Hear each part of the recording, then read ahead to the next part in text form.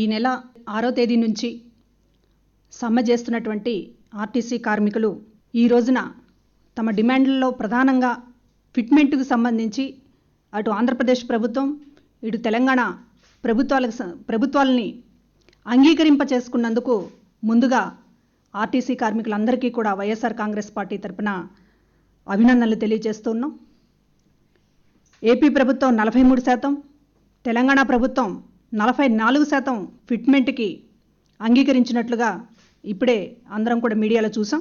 పోరాడి విజయం సాధించినటువంటి ఆర్టీసీ కార్మికులకి శుభాకాంక్షలు తెలియజేస్తూ సమస్యని ఇంత జటిలం చేసేంత వరకు ఈ రెండు ప్రభుత్వాలు ఎందుకు ఇప్పటిదాకా దీన్ని తీసుకొచ్చాయి అనేటటువంటిది కూడా ప్రశ్నిస్తున్నాం.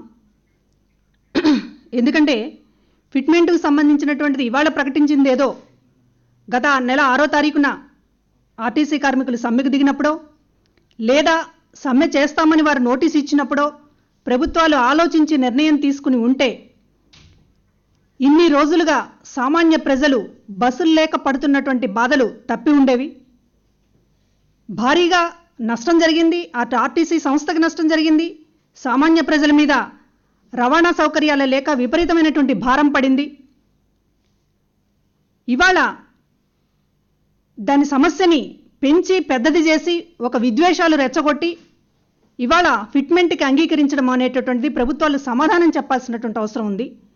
ఎందుకు ఇంతకాలం ఈ సమస్యని నాంచి పెద్దది చేసి సామాన్య ప్రజల మీద విపరీతమైనటువంటి భారం మోపి చివరికి ఫిట్మెంట్కి అంగీకరించడం వెనుక ప్రభుత్వాలు సమాధానం చెప్పాల్సినటువంటి అవసరం ఉంది. ఎందుకంటే ఇదే విధానాన్ని ప్రతి సందర్భంలోనూ ప్రభుత్వాలు ఇలాగే కొనసాగిస్తూ పోతే చాలా బాధ్యతారహితంగా ఉంటుంది.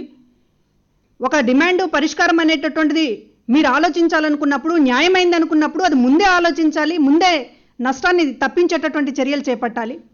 అట్లా కాకుండా ప్రధానంగా ఏపీ ప్రభుత్వం దాన్ని హైకోర్టు వరకు లాగింది. ఎందుకు కోర్టు వరకు చేర్చాల్సి వచ్చిందో, ఆర్టీసీ కార్మికుల మీద హైకోర్టు ఆగ్రహం వ్యక్తం చేసేంత పరిస్థితి ఎందుకు తీసుకొచ్చిందో చంద్రబాబు నాయుడు గారి ప్రభుత్వం వివరణ చెప్పాల్సినటువంటి అవసరం ఉంది. అదేవిధంగా ఆర్టీసీ కార్మికులు బ్లాక్మెయిల్ చేస్తున్నారు అని కూడా వారిని ముఖ్యమంత్రి స్థానంలో ఉండి చంద్రబాబు నాయుడు గారు వాళ్ళని హెచ్చరించినటువంటి సందర్భం ఉంది. ఇక్కడ దాకా ఎందుకు పంతాలు పట్టింపులకి పోయారు అనేటటువంటిది ఆలోచించాల్సిన అవసరం ఉంది. ప్రభుత్వం సమాధానం చెప్పాల్సిన అవసరం ఉంది. ఎంసెట్ ఇతర పోటీ పరీక్షలు జరుగుతున్నప్పటికీ కూడా విద్యార్థులు నష్టపోతారు అనేటటువంటి ఒక కనీసం ఒక మానవత్వంగా కూడా ప్రభుత్వాలు ఆలోచించకుండా ఒక పక్కనేమో ఆర్టీసీ కార్మికులను బెదిరిస్తూ మరో పక్కన ఒక టెంపరీ ఉద్యోగుల్ని పర్మనెంట్ చేసేటటువంటి ఒక ప్రయత్నం మొదలు పెడుతూ బయట నుంచి కార్మికుల్ని తీసుకొచ్చి బస్సులు నడిపేటటువంటి ప్రయత్నాలు చేస్తూ ఇన్ని ప్రయత్నాలు చేసి ఒక ఆర్టీసీ కార్మికులకు సంబంధించినటువంటి ఒక రెచ్చగొట్టేటటువంటి ధోరణిలో వ్యవహరించి కనీసం విద్యార్థుల సమస్యల్ని దృష్టిలో పెట్టుకునైనా ఒక శాంతియుతమైనటువంటి పరిష్కారానికి ఆ రోజున ప్రభుత్వం చర్యలకి తీసుకోలేకపోవడం అనేటటువంటిది చాలా బాధాకరం. ఈ రోజున మరి హైకోర్టు దాకా వెళ్ళి కార్మికులకు సంబంధించి చాలా మనస్తాపానికి గురైనటువంటి పరిస్థితుల్లో ఈరోజు ప్రభుత్వం ఫిట్మెంట్కు సంబంధించి ఇదేదో ముందే చేస్తే ఇంత రామాయణం జరిగి ఉండేది కాదు కదా అనేటటువంటిది మా ఆవేదన. అదేవిధంగా ఇప్పుడు ఏదైతే ఇప్పటిదాకా నానుస్తూ వచ్చారో ఈ ఫిట్మెంట్ అనేటటువంటిది ఆంధ్రప్రదేశ్ ప్రభుత్వానికి చాలా భారమైనటువంటి విషయం అనేటటువంటిది మాట్లాడుతూ వస్తున్నారో ఈ సాకుగా చూపి ఈ భారాన్ని ఒక బూచుగా చూపి సామాన్య ప్రజలపైన ఆర్టీసీ ఛార్జీల్ని పెంచేటటువంటి ప్రయత్నం రెండు ప్రభుత్వాలు కూడా చేయరాదని వైఎస్ఆర్ కాంగ్రెస్ పార్టీ ముఖ్యంగా విజ్ఞప్తి చేస్తుంది. ఎందుకంటే ఆర్టీసీకి సంబంధించినటువంటిది నష్టాల్లో ఉందనేటటువంటిది పదే ఇద్దరు ముఖ్యమంత్రులు మాట్లాడుతూ ఉన్నారు. అదేవిధంగా తెలుగుదేశం పార్టీ అయితే మేనిఫెస్టోలో ఆర్టీసీని ప్రభుత్వ సంస్థల్లో విలీనం చేస్తాము అనేటటువంటిది కూడా మాట్లాడినటువంటి సందర్భం ఉంది. కనుక ఇవాళ ఆ హామీకి సంబంధించి ఆ రోజున మీరు ఎన్నికల ముందు హామీ ఇచ్చిన దాని మీద ఇవాళ తెలుగుదేశం ప్రభుత్వం ఏం చేయబోతుంది అనేటటువంటిది కూడా స్పష్టత ఇవ్వాల్సిన అవసరం ఉంది. ఆర్టీసీని ఆదుకోవాల్సినటువంటి చర్యలు తీసుకోవాల్సినటువంటి ఈ పరిస్థితుల్లో ఫిట్మెంట్ను ఒక సాకుగా చూపి ఆర్టీసీ ఛార్జీలు పెంచక తప్పదు అనేటటువంటి ఒక వాతావరణాన్ని ఇప్పటికే సిద్ధం చేసి ఉంచారు రెండు ప్రభుత్వాలు. ఆర్టీసీ ఛార్జీలు పెంచితే ఎట్టి పరిస్థితుల్లో కూడా సామాన్య ప్రజలు అంగీకరించేటటువంటి ప్రసక్తే లేదు.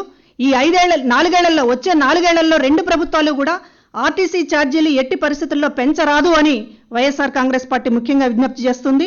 అదేవిధంగా ఆర్టీసీ సంబంధించినటువంటి నష్టాలను పూడ్చుకోవడంలో ఆ కార్మికులు ఆ సంస్థలు ఏం చెప్తున్నారో వాటిని ప్రభుత్వం వినాల్సినటువంటి అవసరం ఉంది.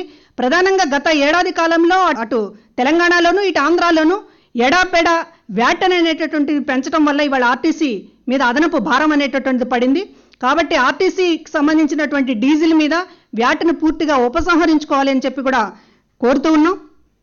కనుక అంతేకాకుండా ఇవాళ అన్ని రాజకీయ పార్టీల్లో ప్రధానంగా అధికార పార్టీలకు సంబంధించినటువంటి నాయకుల ప్రైవేట్ ట్రావెల్స్ వల్ల కూడా ఆర్టీసీ తీవ్రంగా నష్టపోతుంది అనేది పదే పదే ఆర్టీసీ కార్మిక సంస్థలు చెప్తూ ఉన్నప్పటికీ కూడా ప్రభుత్వాలు పెడచెవిన పెడుతూ ఉన్నాయి. ఈ సమస్య పైన దృష్టి సారించాల్సినటువంటి అవసరం ఉంది. ఆర్టీసీ కార్మికులకు సంబంధించి ఇప్పటికే వైఎస్ఆర్ కాంగ్రెస్ పార్టీ అధ్యక్షులు జగన్మోహన్ రెడ్డి గారు పూర్తిగా మద్దతు తెలియజేయడంతో పాటు ఎక్కడికక్కడ పార్టీ శ్రేణులు కూడా ఈ సమ్మెకి సంఘీభావంగా అనేక సందర్భాల్లో పాల్గొనడం జరిగింది. మొత్తానికి ప్రభుత్వం మీద ఒత్తిడి తీసుకురాగలిగాం. ఈ ఆర్టీసీకి సంబంధించినటువంటిది ఈ బంద్ ఇదే పద్ధతిలో కొనసాగితే వాళ్ళ డిమాండ్ని అంగీకరించకుండా అనేక పద్ధతిలో వాళ్ళని బెదిరించేటటువంటి ప్రయత్నాలకు పాల్పడితే రాష్ట్ర బంద్కు పిలుపునిస్తామని కూడా జగన్మోహన్ రెడ్డి గారు ప్రకటించినటువంటి విషయం మీ అందరికీ తెలిసిందే.